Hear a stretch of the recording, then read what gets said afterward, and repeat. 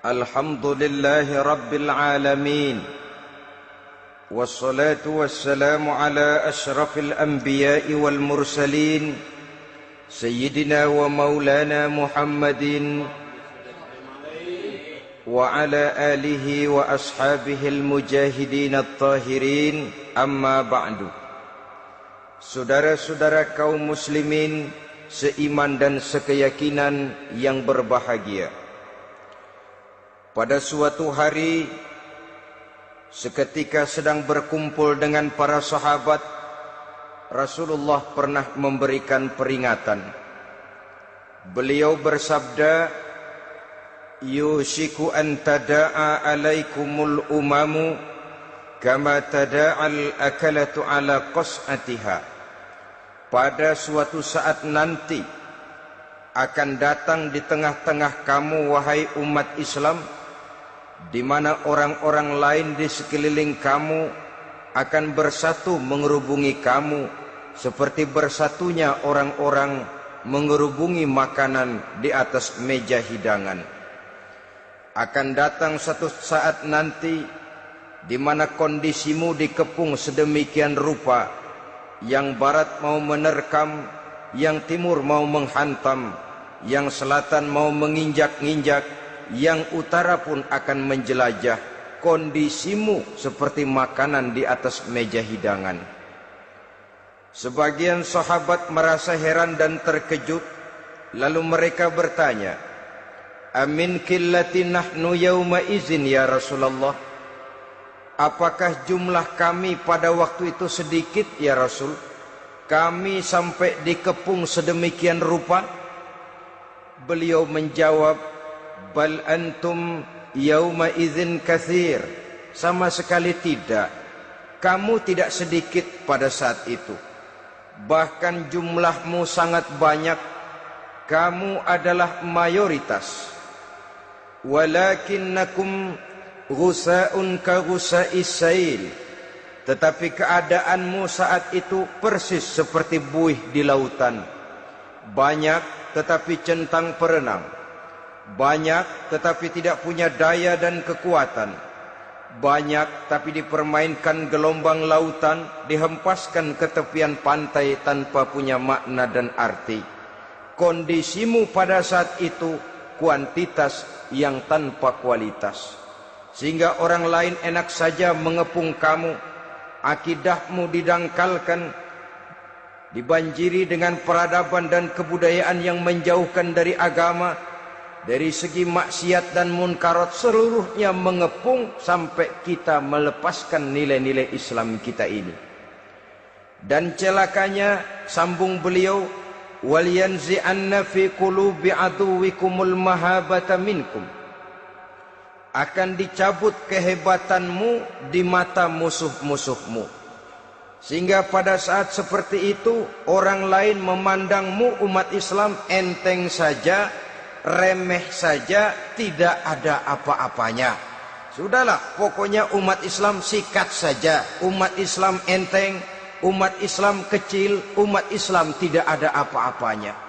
Alangkah ironinya, alangkah menyedihkannya, memilukan dan sekaligus memalukan. Umat yang mayoritas ini dipermainkan oleh yang minoritas. Umat yang jumlahnya terbesar, terbanyak, bahkan konon menurut catatan sampai 90%, tapi dipermainkan oleh mereka kelompok-kelompok kecil ini. Walyakzifanna fi qulubikumul wahn. Pada saat itu di hatimu dicampakkanlah penyakit wahan. Sahabat kemudian bertanya, "Wa mal wahnu ya Rasulullah?" Apakah penyakit wahan itu ya Rasul? Beliau menjawab, "Hubbud dunya wa karahiyatul maut." Penyakit wahan itu tidak lain hubbud dunya wa karahiyatul maut. Terlalu cinta kepada dunia dan terlalu takut kepada mati. Materialistis dan takut resiko. Dua penyakit inilah yang menyebabkan walaupun umat ini mayoritas, tapi dipermainkan oleh yang minoritas. Walaupun dia golongan terbesar, tapi nasibnya seperti makanan di atas meja makan. Dari segala macam penjuru mau menghantam dia. Saudara-saudara kaum muslimin yang berbahagia, ini merupakan analisa sosial bahwa pada satu saat nanti akan terjadi di tengah-tengah umat di mana kita dihantam dan diserbu dari segala macam penjuru. Akidah didangkalkan, peradaban dan kebudayaan dirusak, makanan dan minuman diracuni, pakaian ditelanjangi dan lain sebagainya, sampai kita melepaskan nilai Islam yang kita cintai ini. Kondisi sosial ini satu saat akan datang kepada kita. Demikian analisa dan peringatan dari Rasulullah sallallahu alaihi wasallam. Marilah sekarang kita melihat, adalah benar bahwa di zaman sekarang kita insya Allah tidak akan mengalami perang Badar sehebat yang pernah dialami oleh Rasul dan para sahabatnya. Tetapi sesungguhnya perang yang kita hadapi di zaman sekarang ini tidak kalah hebatnya dengan perang Badar, tidak kurang dahsyatnya dengan perang Uhud, tidak kurang ngerinya dari perang Khandaq. Hanya saja yang kita hadapi sekarang ini bukan ujung pedang, bukan ujung tombak, bukan ujung panah. Yang kita hadapi sekarang ini adalah perang akidah, perang ideologi, perang mempertahankan keyakinan. Yang kalau kita kalah sekarang, kita memang masih beragama. Tetapi anak kita, cucu kita, generasi yang akan hidup 5, 10, 20, 30 tahun yang akan datang, wallahu a'lam bissawab. Islam, saudara-saudaraku, tidak mungkin hilang dari dunia. Tetapi tidak mustahil Islam gulung tikar dari desa kita. Tidak mustahil Islam gulung tikar dari kampung dan kota kita, jikalau kita tidak menjaganya, jikalau kita tidak memeliharanya, bahkan jikalau kita tidak mewariskannya kepada anak-anak kita, generasi yang akan datang. Marilah kita mengingat sejenak bagaimana Islam di Spanyol yang pernah jaya, pernah mewarnai daratan Eropa, dan yang sekarang hanya sekedar tinggal ceritanya saja. Ini pernah diperingatkan oleh Rasul dalam satu hadis, sayati ala ummati zamanun la yabqal Islam illa ismun wala minal Quran illa rasmun.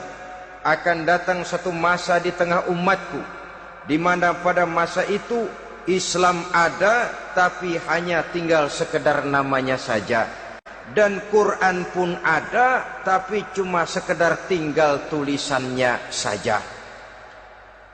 Apabila kita tidak mewariskan ini kepada generasi yang akan datang, maka serbuan-serbuan dari berbagai macam penjuru dari hari ke hari semakin kita rasakan kehebatannya. Tidak mustahil sejarah Spanyol akan terjadi di desa kita, akan terjadi di kampung kita, akan terjadi di kota kita. Orang Spanyol, kalau mereka cerita kepada anaknya, mereka akan cerita, nak, di sini dulu ada masjid. Kapan, Pak? Dulu bener dah.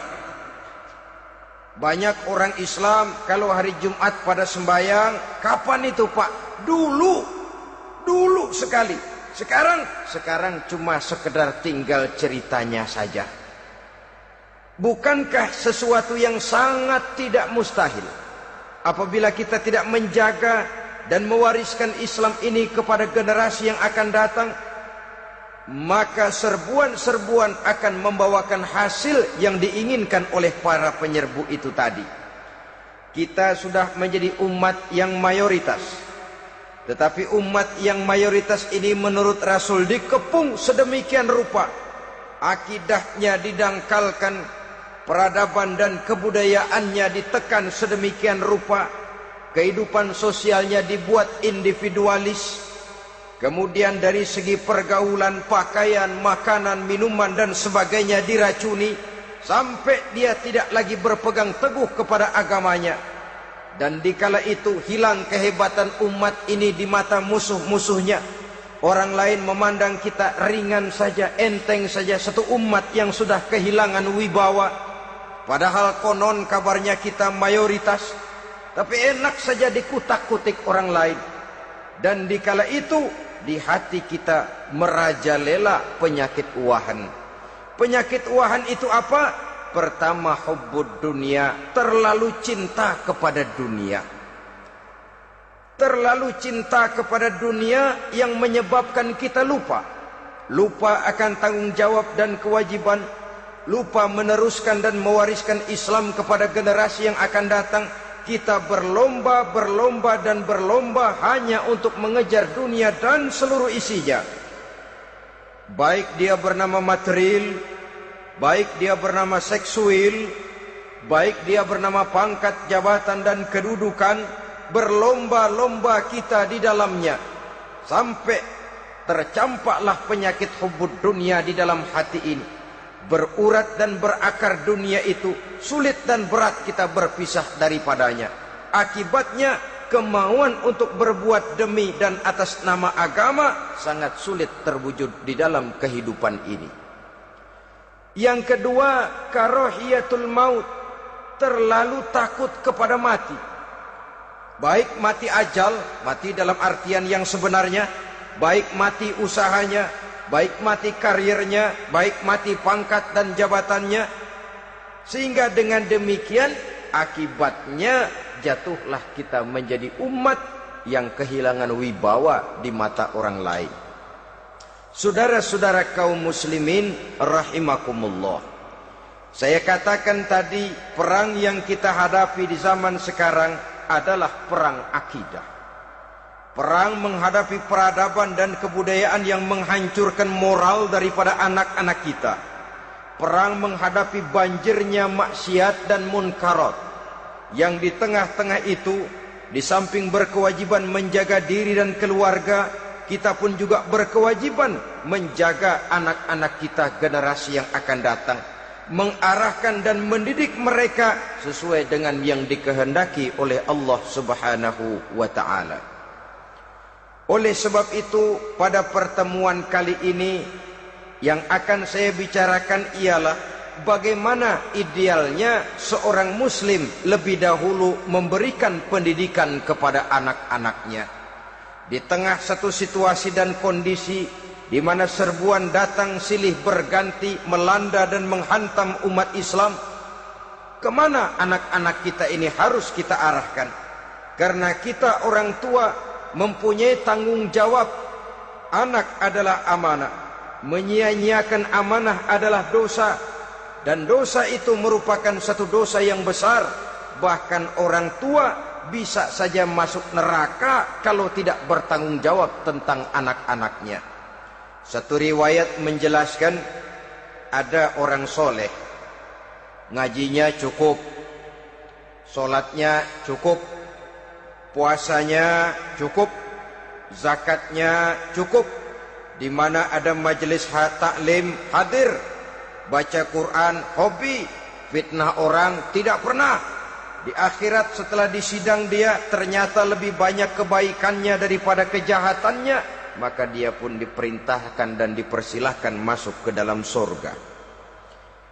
Giliran anaknya disidang, biang okem nih anak. Ditanya, siapa Tuhanmu? Tidak tahu. Siapa nabimu? Tenyaho. Apa kitabmu? Ora gelem. Kamu pernah sholat? Tidak. Zakat? Tidak. Puasa? Tidak. Judi? Hobi. Zina? Tiap malam. Mabuk? Berat. Wah, brengsek kamu. Kebaikan tidak ada barang sedikit pun, sementara kesalahan dan dosa berlipat ganda. Kamu neraka. Anak ini protes. Benar, saya tidak kenal siapa Tuhan saya. Saya tidak tahu siapa Nabi saya. Saya tidak tahu kitab suci dan kiblat saya. Saya tidak sholat, tidak zakat, tidak puasa. Tiap malam saya judi, saya zina, saya mabuk. Tapi saya kerjakan semua itu karena saya tidak tahu dan orang tua saya tidak pernah memberitahu saya. Dia enak-enakan hadir di majelis taklim, saya nyekek botol didiemin saja. Dia enak-enakan baca Quran, saya zina didiamkan saja. Saya bukan tidak mau, orang tua saya sama sekali tidak pernah mendidik saya. Dia mau benar sendiri. Maka kalau sekarang saya harus masuk ke dalam neraka, saya menuntut agar orang tua saya ikut sama-sama bergabung dengan saya ke dalam neraka. Gara-gara dia tuh saya jadi begini. Orang tuamu yang mana? Tuh, yang barusan mau ke surga. Ini orang tua yang sudah mau berangkat ke surga dipanggil. Sebentar dulu mas. Ini benar anak kamu? Iya pak. Waktu di dunia kamu tidak pernah ajarin dia ngaji? Oh. Sampai dia tidak kenal Tuhannya, tidak kenal nabinya, tidak kenal kiblat dan kitab sucinya? Iya pak. Dia tidak sholat, kamu diamkan saja. Dia tidak puasa, tidak zakat, kamu bersikap masa bodoh. Bahkan dia judi, dia zina, dia mabuk, kamu pun berdiam diri saja. Iya pak. Tahukah kamu bahwa anak ini adalah amanah? Menyia-nyiakan amanah artinya khianat, dan khianat adalah dosa yang sangat besar. Kamu tidak bertanggung jawab, maka kamu, anakmu gabung ke dalam neraka. Saudara-saudara kaum muslimin rahimakumullah, itu sebabnya Allah pesan benar-benar, ya ayyuhalladzina amanu qu anfusakum wa ahlikum nara. Hai orang-orang yang beriman, jaga dirimu dan keluargamu, istri, anak, orang-orang yang menjadi tanggung jawab dan kewajiban kita, jaga dan pelihara mereka dari api neraka. Saudara-saudara kaum muslimin, lalu kalau kita orang-orang tua yang hidup di zaman sekarang ini sudah sering beristighfar, mengurut dada, melihat situasi, membaca peta keadaan, konon tantangan yang akan dihadapi oleh anak-anak kita 15, 20, 25 tahun yang akan datang jauh lebih berat dari apa yang kita hadapi sekarang ini. Maka adalah wajar jika kita sebagai orang tua yang cinta kepada agama, cinta kepada anak-anak kita, berpikir untuk mewariskan nilai-nilai yang luhur ini kepada anak-anak kita generasi yang akan datang. Bagaimana pada mulanya kita harus mendidik mereka? Mari kita telusuri apa yang dicontohkan oleh Al-Quranul Karim. Orang-orang tua bijaksana yang diceritakan dalam Al-Quran, kalau sudah berpikir tentang anak-anaknya generasi yang akan datang, pendidikan pertama yang diberikan kepada anaknya ternyata adalah persoalan akidah. Nabi Ibrahim, pertanyaan yang paling merisaukan beliau buat anak cucunya ialah, ma ta'buduna min ba'di. Saudara bisa lihat surah Al-Baqarah ayat 133. Anak-anakku, kalau pada satu saat nanti aku, ayahmu ini sudah tidak ada lagi, meninggalkan kamu semua, meninggalkan kehidupan dunia ini, ma ta'buduna min ba'di, apa yang akan kamu sembah nak kalau ayah sudah tidak ada lagi? Jikalau ayahmu sekarang masih rajin ke masjid, melakukan rukuk dan sujud, i'tikaf dan membaca Quran, kalau satu saat ayahmu meninggalkan dunia ini, masihkah engkau mau ke dalam masjid? Masihkah engkau rukuk dan sujud? Masihkah engkau i'tikaf? Ma ta'buduna min ba'di, apa yang akan kamu sembah kalau aku ayahmu tidak ada lagi nak?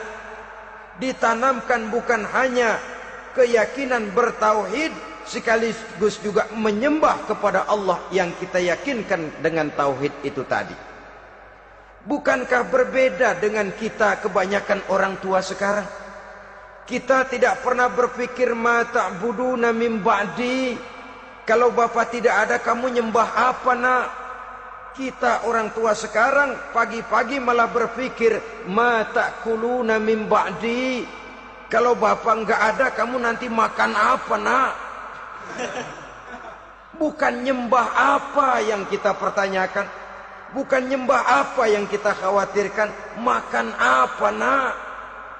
Maka yang dicari lalu sekolah-sekolah yang bonafit, yang tidak peduli apakah itu merusak imannya, mematikan akidahnya, menghancurkan keyakinannya. Yang penting ada jaminan hari depan bisa dapat lapangan kerja.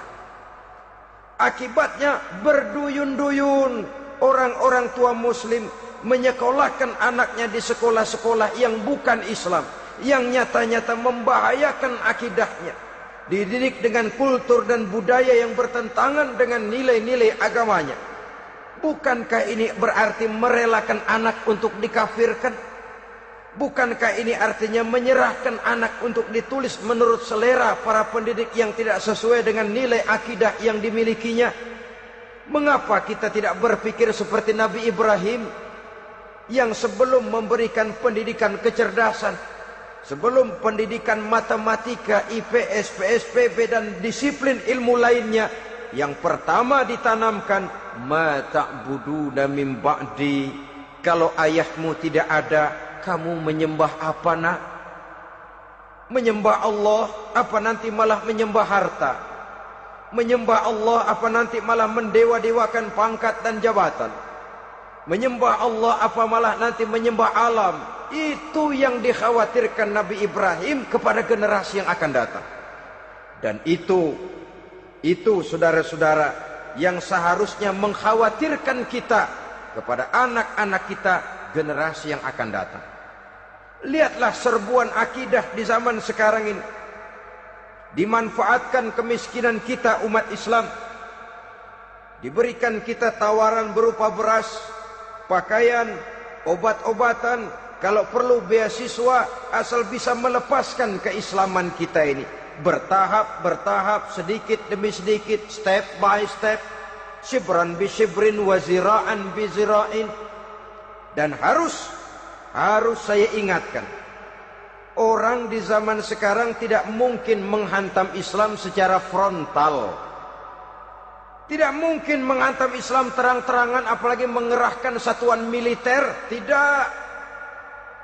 Orang berhitung bagaimanapun kondisi dan kualitasnya umat Islam, mereka masih punya satu modal penting, fanatisme agama.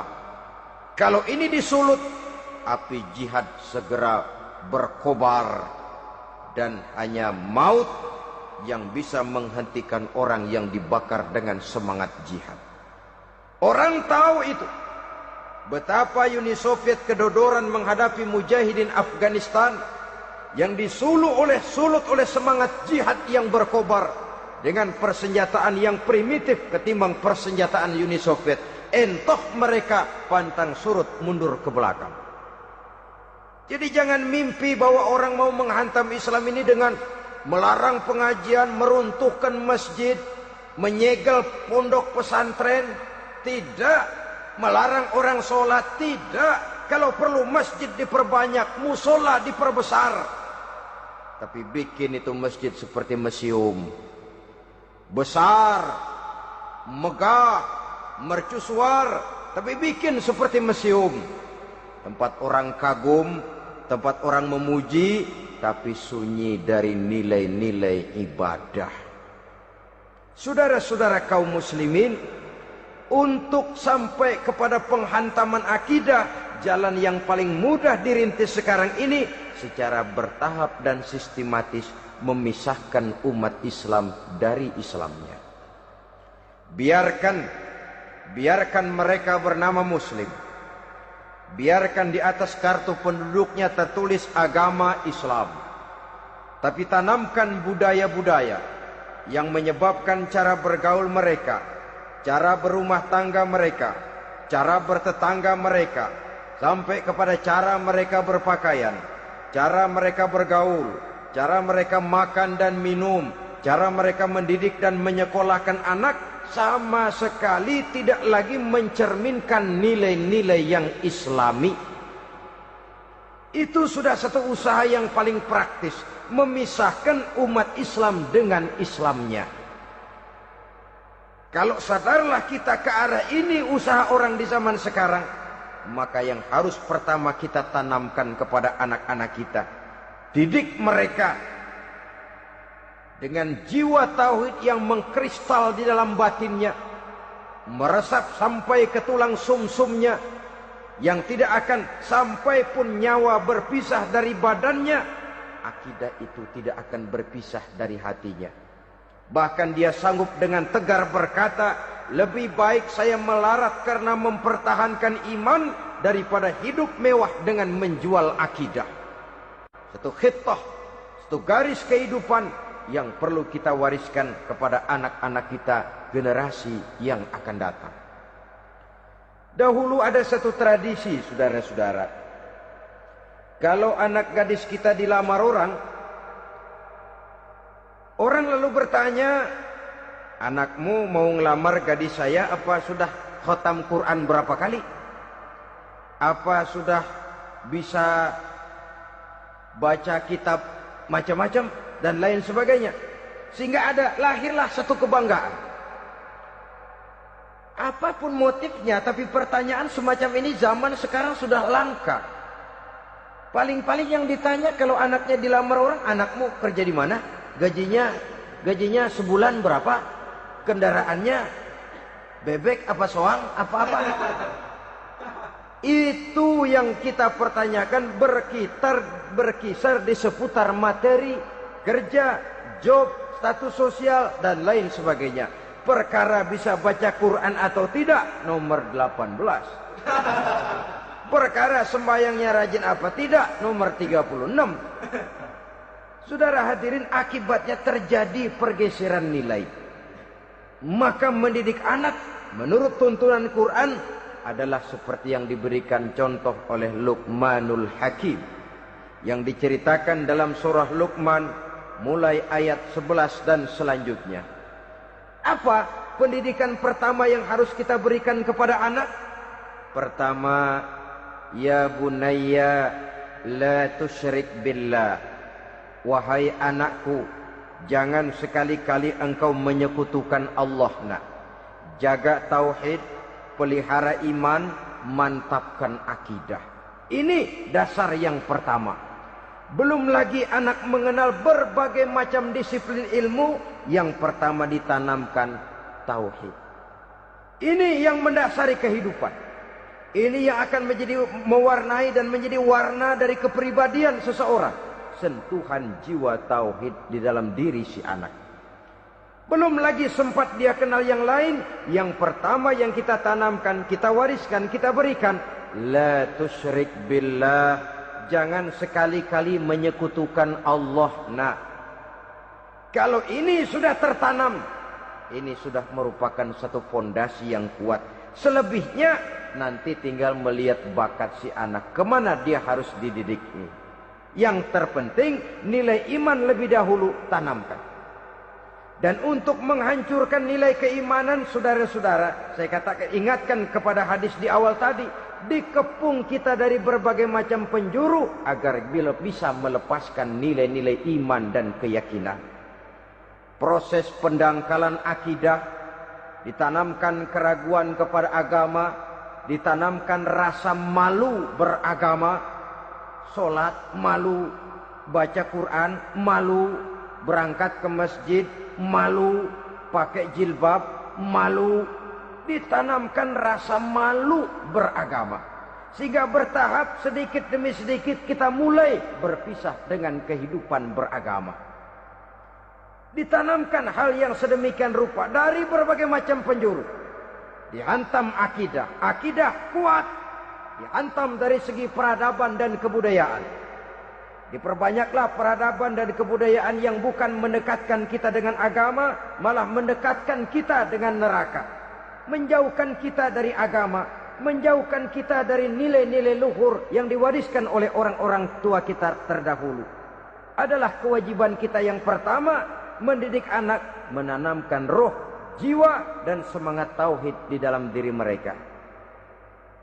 Saudara-saudara kaum muslimin rahimakumullah, Kenapa kita lebih dahulukan menanamkan jiwa, roh dan semangat tauhid ini kepada anak-anak kita? Pertama, kita tidak hanya ingin sekedar mempunyai anak yang pintar, tetapi lebih daripada itu kita pun ingin mempunyai anak yang benar. Segala macam disiplin ilmu, segala macam bentuk penalaran ilmiah dan pengisian intelektualitas manusia mungkin di satu sisi akan membuat dia pintar, tapi di sisi lain belum tentu akan membuat dia benar. Nabi pernah memberikan peringatan, man izdada ilman walam yazdad huda lam yazdad minallahi illa bu'da.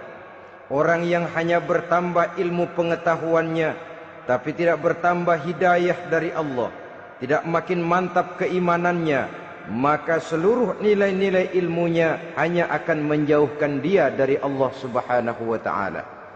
Dan adalah lebih merupakan azab daripada nikmat kalau kita diberikan ilmu pengetahuan yang hanya akan menyebabkan kita semakin jauh dari Allah Subhanahu wa taala. Yang kedua, sesungguhnya roh, jiwa dan semangat tauhid yang melekat dalam diri anak pada puncaknya akan melahirkan satu disiplin murni yang tumbuh dari dalam dirinya sendiri, di mana si anak dalam kehidupannya merasakan dimanapun dia berada, kemanapun dia pergi, ia selalu merasakan kehadiran Allah dekat dalam hidupnya. Ia sadar sesadar-sadarnya bahwa tidak ada satu perbuatan yang bagaimanapun kecilnya yang bisa disembunyikan dari kekuasaan Allah Subhanahu wa taala. Yang ketiga, dengan penanaman roh, jiwa dan semangat iman ini, maka diharapkan anak-anak nanti pada pertumbuhannya sanggup mengendalikan hawa nafsunya. Dengan kata lain, bahwa penanaman jiwa tauhid, penanaman roh dan semangat keimanan ini merupakan kondisi dasar yang harus dilakukan sebelum yang lain-lainnya. Kemudian pendidikan kedua yang diberikan oleh Al-Quran melalui contoh dan model dengan Luqmanul Hakim ini, setelah menanamkan tauhid, ditanamkanlah kepada si anak ini rasa hormat kepada orang tuanya. Wa wassaynal insana biwalidayhi, dan kami wasiatkan kepada manusia untuk berbakti kepada ibu bapaknya.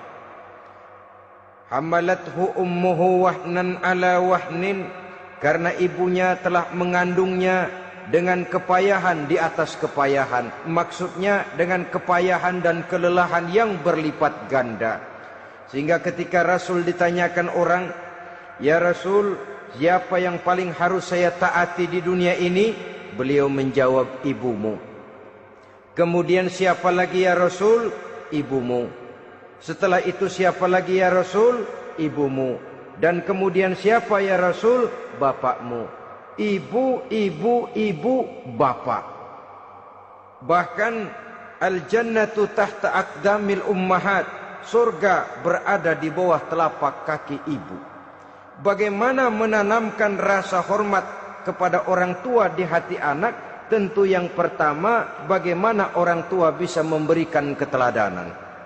Marilah kita sebagai orang-orang tua ini menyadari bahwa sebelum anak kenal sekolah dasar, sebelum anak kenal TK, ibtidaiyah, sanawiyah sampai kepada perguruan tingginya, yang pertama dia kenal adalah lingkungan rumah tangganya, gurunya adalah ibu bapaknya. Di sini berlakulah apa yang dinamakan keteladanan. Keteladanan jauh lebih berhasil daripada sekedar teori-teori yang muluk. Keteladanan jauh lebih berhasil daripada berbagai macam indoktrinasi dan penataran. Kurangnya keteladanan akan menyebabkan anak mencari pola. Apabila kita orang tua ini tidak bisa memberikan keteladanan yang baik kepada anak-anak kita, maka pada suatu saat anak-anak akan menganggap enteng dan kehilangan wibawa kita sebagai orang tua di mata mereka. Dikala itu akan sangat sulit kita membentuk kepribadian mereka. Bukankah di zaman sekarang ini kita banyak mengalami krisis wibawa, krisis figur? Ada yang karena rapotnya merah melulu, gurunya dikeroyokin. Pak guru pulang sekolah dicegat. Bahkan nyaris ada orang tua pernah dibunuh oleh anaknya sendiri. Dan lain sebagainya, kasus-kasus yang sebenarnya tidak perlu terjadi. Karena memang bukan saja bertentangan dengan nilai budaya kita sebagai bangsa, tapi juga bertentangan dengan ajaran agama kita sendiri. Krisis wibawa, krisis figur, yang juga akibatnya harus kita sadari banyak faktor yang membentuk kepribadian anak. Pergaulannya, yang dibacanya, yang ditontonnya, yang disaksikannya di dalam kehidupan. Benar kita menyekolahkan mereka, tapi berapa jam mereka di sekolah? 6 jam, 7 jam paling lama. Sedangkan mereka hidup satu hari satu malam 24 jam. Kalau cuma 7 jam di sekolah, ini berarti lebih banyak dia di luar sekolah. Dan di luar sekolah itu artinya ya rumah tangganya, ya temannya, ya lingkungan di mana dia tinggal, yang seluruhnya sangat besar pengaruhnya dalam ikut membentuk kepribadian anak-anak kita. Saya katakan tadi, di samping kita menghadapi perang akidah, kita pun berhadapan di dalam perang menghadapi peradaban dan kebudayaan yang bukan saja menjauhkan kita dari agama, tetapi sanggup menghancurkan moral daripada anak-anak kita.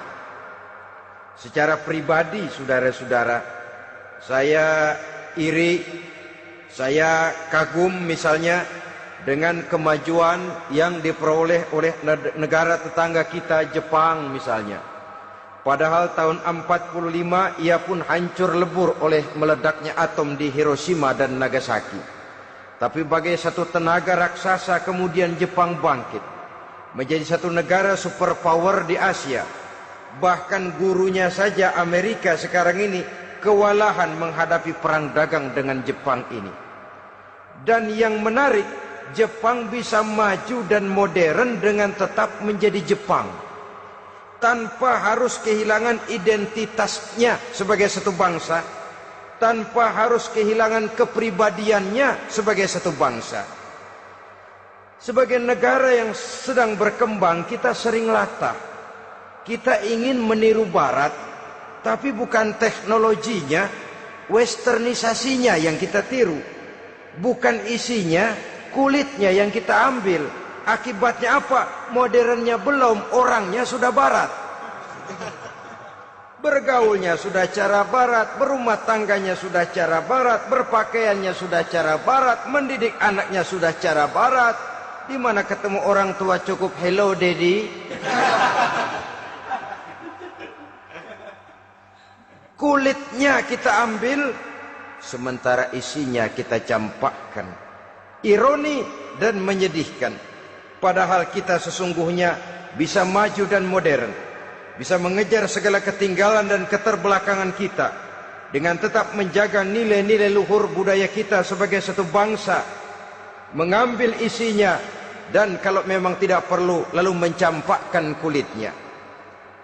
Pengaruh peradaban dan kebudayaan yang menghancurkan moral daripada anak-anak kita, oleh pesatnya arus teknologi, oleh pesatnya arus komunikasi, di mana hal-hal yang terjadi di belahan dunia lain dapat kita saksikan hari ini juga melalui layar televisi, yang terjadi di Amerika, di Eropa, di Afrika, di ujung dunia yang paling ujung sekalipun.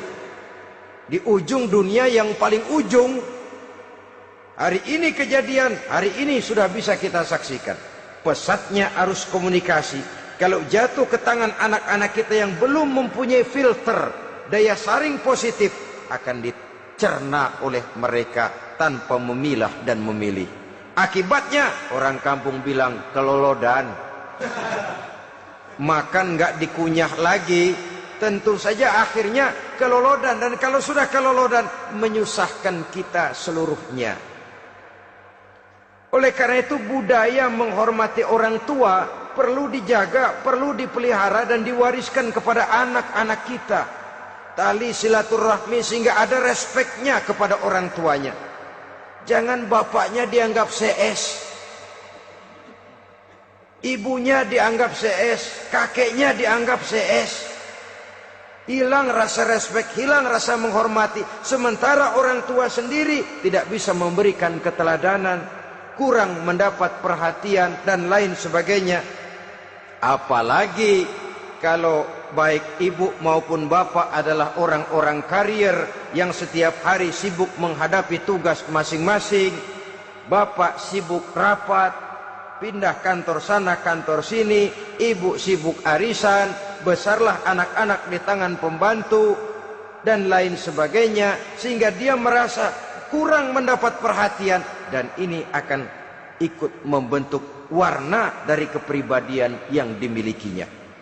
Sampai kepada pelosok-pelosok desa, jaringan televisi memang menguntungkan.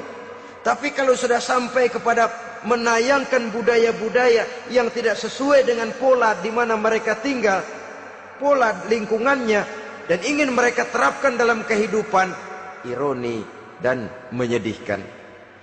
Maka sering dikatakan, jikalau ABRI masuk desa, rakyat beruntung. Jikalau listrik masuk desa, rumah jadi terang. Jikalau koran masuk desa, rakyat jadi cerdas. Jikalau hakim masuk desa, rakyat lalu sadar hukum. Tapi jikalau maksiat dan munkarat masuk desa, minuman keras masuk desa, judi masuk desa, pelacuran masuk desa, rakyat tentu kiamat. Dan kita harus punya budaya untuk memilah dan memilih, mempunyai filter untuk jadi daya saring positif. Oleh karena itu, saudara-saudara, tahap kedua setelah menanamkan jiwa tauhid kepada anak, tanamkan rasa hormat kepada orang tuanya. Orang tua itu ibu bapaknya, orang tua itu guru-gurunya yang mengajarkan dia, atau yang dianggap tua yang lebih senior dari dia. Karena tidak ada satu peradaban yang berdiri sendiri. Bagaimanapun maju dan modernnya kita sekarang, tentu merupakan mata rantai yang berkaitan dari generasi terdahulu.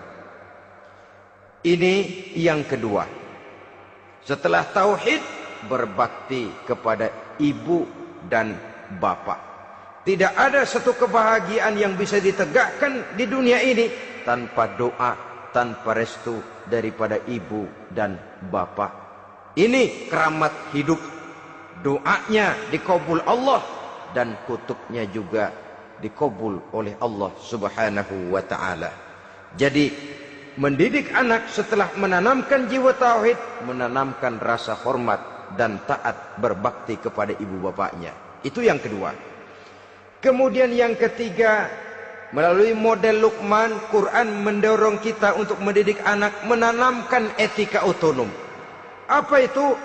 Ya bunayya, innaha in takum mithqala habbatin min khardalin fatakun fi sakhratin aw fis samawati aw fil ardi ya'ti bihallah. Wahai anakku, sesungguhnya kalau ada satu kebaikan yang kamu kerjakan, kecil, tidak nampak oleh pandangan mata yang zahir, yang kecil itu tersembunyi di puncak langit, di dasar bumi yang paling dalam, atau di tengah batu hitam sekalipun, Allah pasti mengetahuinya dan pasti akan memberikan balasan yang seadil-adilnya. Pendidikan apa ini? Pendidikan moral, menanamkan etika otonom. Nah, kau berbuat baik jangan karena dilihat orang. Kau tidak mau melakukan kejahatan jangan cuma karena ada polisi. Kalau ada polisi kau tidak mau jahat, kucing juga begitu. Coba lihat kucing, taruh ikan asin di piring kaleng, tongkrongin. Aduh, kucing kalem, sopan, tenang. Sedikit kita lengah, habis ikan digarap. Tapi ditanamkan satu kesadaran, kemanapun kau pergi, apapun yang kau kerjakan, tersembunyi di tengah batu, di dasar bumi, di puncak langit, Allah pasti tahu. Dalam bahasa yang ringan, kita ini diawasi oleh dua hiperkomputer yang maha sensitif, produksi langit mereknya Rokib dan Atid. Itu komputer yang sangat peka dan sensitif. Jangankan kita berbuat, kita berniat baik saja, komputer sudah nyatat sendiri. Inilah yang orang sekarang namakan waskat, pengawasan malaikat. Kalau hidup sudah merasa diawasi oleh malaikat, waskat berhasil. Tapi kalau waskat sudah diawasi malah nekat, itu yang gagal. Atau yang diawasi dan yang mengawasi sama-sama sepakat, itu juga bisa cincai. Saudara-saudara kaum muslimin rahimakumullah, waskat dalam pengertian kita muslim, bagaimana hidup ini merasakan diawasi oleh malaikat. Intelektualitas yang tinggi sekalipun, IQ yang nilainya plus sekalipun, disiplin ilmu yang bagaimanapun banyak yang memenuhi benak kita, tanpa diiringi oleh etika otonom, orang sering mencari celah dan kesempatan. Mencari celah dan kesempatan. Tapi kalau sudah merasa, kemanapun saya pergi, dimanapun saya berada, kebaikan bagaimanapun sekecilnya saya lakukan, toh Allah pasti akan memberikan balasan. In khairan fa khairun, wa in syarran fa syarrun. Jikalau baik, baik balasan yang kita terima. Jikalau jahat, jahat kejahatan yang kita terima. Kalau sudah ke arah ini kita berpikir, maka sesungguhnya kalau kita berbuat baik kepada orang lain, hakikatnya kita sudah berbuat baik kepada diri kita sendiri. Lalu tidak ada merasa rugi berbuat baik kepada orang. Karena manakala dia melakukan kebaikan kepada orang lain, artinya dia sudah berbuat baik untuk dirinya sendiri. Jadi setelah tauhid, kemudian berbakti kepada ibu bapak, yang ketiga baru pendidikan tentang akhlak, tentang moral. Pola ini yang sering terlupakan oleh kita, bahwa bagi kita itu pendidikan tidak lain upaya mencerdaskan otak anak. Jangan sampai sebab ini kelihatannya pembangunan makin maju, persaingan hidup makin tajam, tensi ekonomi semakin tinggi, sementara jumlah tenaga kerja dengan lapangan kerja yang tersedia jauh dari mencukupi. Jikalau tidak membekali anak dengan pendidikan yang menunjang lapangan pekerjaan, orang tua khawatir, takut sekali anaknya jadi gelandangan. Dikhawatirkannya kehidupan dunia ini, sementara dia lupa kalau anaknya bisa jadi gelandangan di akhirat. Padahal selama-lamanya gelandangan di dunia paling seumur manusia itu 60 tahun, 70 tahun lah umur orang sekarang. 70 itu sudah luar biasa itu. Tapi kalau harus menggelandang di akhirat, menjadi gelandangan di akhirat, alangkah menyedihkannya. Apakah akan kita korbankan satu kehidupan yang langgeng, abadi, cuma karena tertipu oleh fata morgana dan kamuflase? Kita korbankan yang sedikit, kita korbankan yang besar karena kita memilih yang sedikit. Dalam bahasa Al-Quran memang pernah diceritakan hidup ini hakikatnya perlombaan, saudara-saudara. Perlombaan. Dan di dalam perlombaan itu ada yang menang, ada yang kalah. Al-Quran lalu memberikan peringatan, Alhaakumut takatsur, kamu telah lalai karena berlomba-lomba memperbanyak harta, mempertinggi pangkat dan kedudukan, hatta zurtumul maqabir, sampai kamu akan masuk ke liang kubur baru sadar. Apalagi kalau nafas sudah sampai di tenggorokan. Persis Fir'aun sudah tenggelam di lautan merah, mau mampus, baru dalam sekaratnya amantu bi Rabbi Musa wa Harun. Kalau begini caranya, saya juga percaya kepada Tuhan Musa dan Harun, percaya kepada Allah. Sudah mau mati, baru amantu bi Rabbi Musa, kami percaya kepada Tuhan Nabi Musa, kata Fir'aun.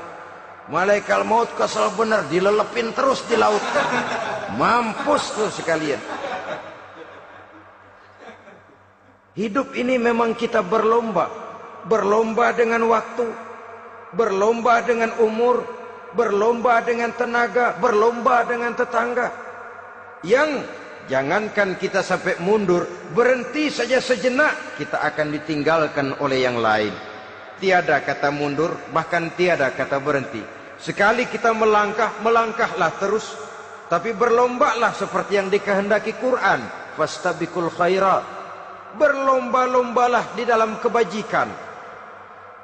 Jangan berlomba-lomba di dalam kemaksiatan, kemunkaran, kejahatan. Berlombalah dalam urusan kebaikan. Saudara-saudara kaum muslimin rahimakumullah.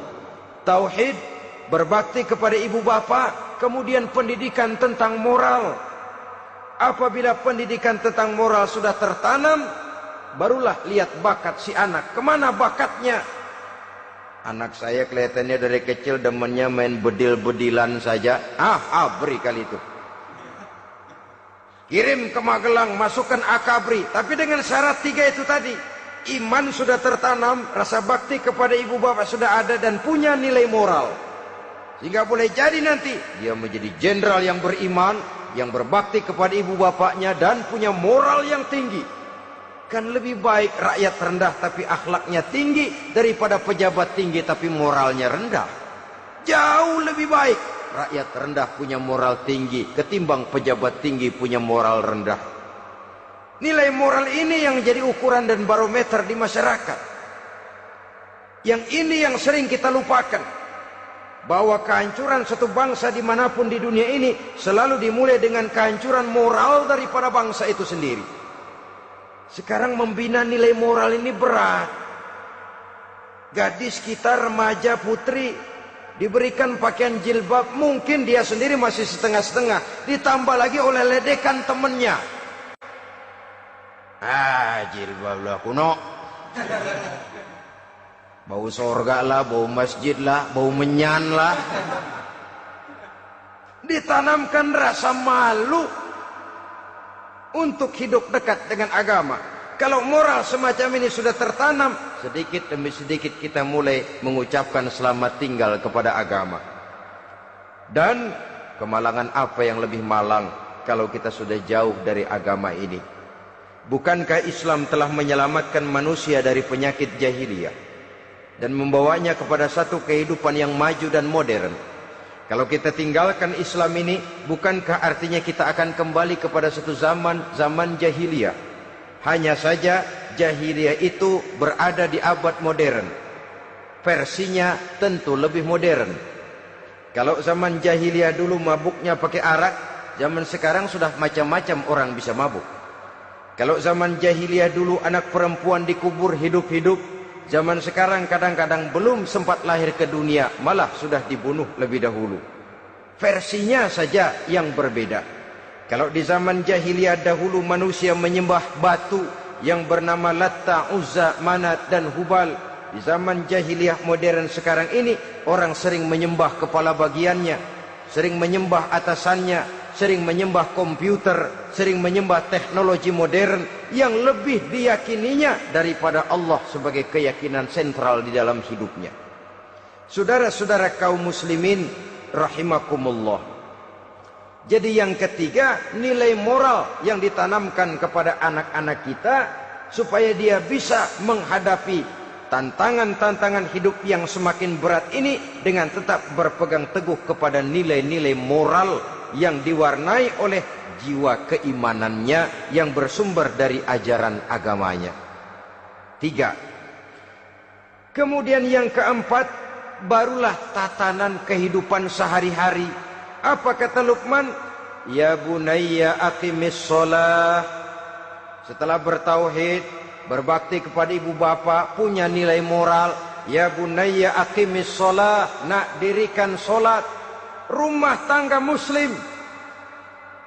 Anak berumur 7 tahun sudah berani meninggalkan solat. Kata Nabi, pukul. Bukan untuk menyakiti, untuk mendidik. Karena sayang kepada anak. Saudara-saudara, kita khawatir betul kepada anak. Kalau dia pulang dari sekolah, Buru-buru kita sebagai orang tua bertanya, sudah makan nak? Sudah istirahat nak? Tapi jarang kita sebagai orang tua melontarkan, sudah sholat nak? Bahkan kita bisa memberikan sugesti kepada anak. Nah, kalau kau naik kelas 1 sampai naik ke kelas 2, bapak beliin sepeda. Tamat SD nak, motor.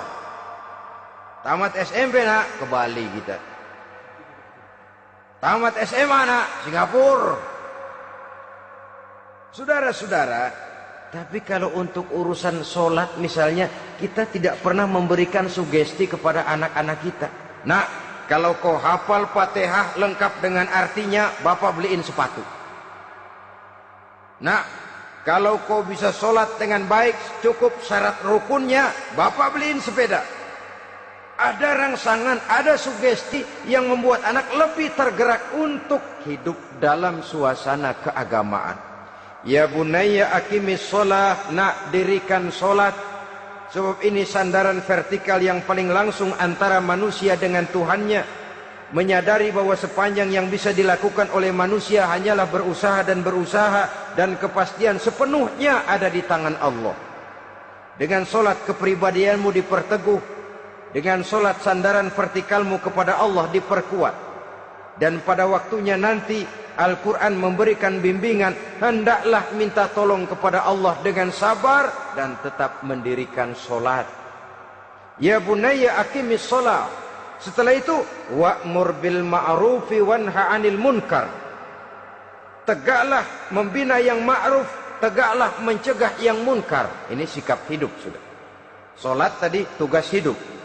Lalu sikap hidup tampil di tengah masyarakat, membina yang ma'ruf, mencegah yang munkar sesuai dengan kesanggupan masing-masing. Bukankah setiap kita kepingin punya anak yang bermanfaat, setidaknya bagi keluarganya, syukur kalau bisa bagi lingkungannya, bagi masyarakat, bangsa dan negaranya. Dan satu di antara tanda orang yang bermanfaat, kalau dia bisa hidup menjadi penganjur yang ma'ruf dan pencegah yang munkar. Dan itu kalau tidak ada hidayah, sulit orang mau melaksanakan itu. Sebab apa? Ada kecenderungan belakangan ini di mana agama dianggap urusan pribadi. Sehingga orang lalu sering bilang, jangan bawa-bawa agama dah, itu kan bukan urusan agama. Ini sudah ciri berpikirnya sekuler. Jangan bawa-bawa agama. Agama urusan pribadi, artinya orang mau sholat mau enggak jangan bilang apa-apa dah. Urusan dia sendirian. Dia mau puasa dia enggak, merdeka saja, urusan pribadi. Agama bukan persoalan pribadi. Apalagi jika sudah menyangkut amar ma'ruf dan nahi munkar. Siap menegakkan yang baik, mencegah yang munkar untuk tegaknya satu masyarakat yang diwarnai oleh kebaikan dan terhindar dari segala macam kejahatan. Dan terus ayat-ayat selanjutnya mencerminkan sikap hidup. Namun yang intinya cara mendidik anak yang baik yang dicontohkan oleh Al-Quran dengan Luqmanul Hakim sebagai model. Pertama, tanamkan tauhid. Yang kedua, tanamkan rasa hormat dan berbakti kepada ibu bapaknya. Yang ketiga, tanamkan moral, nilai akhlak yang tinggi. Setelah itu yang keempat, biasakan hidup dalam suasana keagamaan. Kontrollah sholatnya, kontrollah baca Qur'annya, kontrollah puasanya di bulan Ramadan.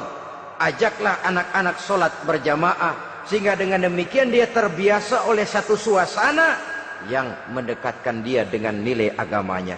Dari sana diharapkan nilai-nilai ilmu yang didapatnya dari bangku sekolah akan menciptakan keseimbangan dengan yang ditanamkan oleh orang tuanya dalam bentuk yang dijelaskan oleh surah Luqman itu tadi.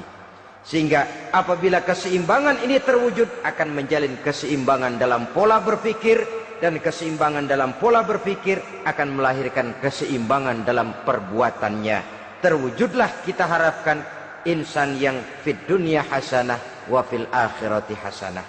Inilah harapan kita semua. Mudah-mudahan Allah memberikan kekuatan kepada kita untuk mewariskan nilai-nilai yang baik kepada generasi yang akan datang, sehingga esok harus lebih baik daripada hari ini, dan lusa harus lebih baik daripada hari esok. Terima kasih atas perhatian saudara. Mohon maaf atas segala kekurangan. Usikum wa nafsi bitaqwallah. Wassalamualaikum warahmatullahi wabarakatuh.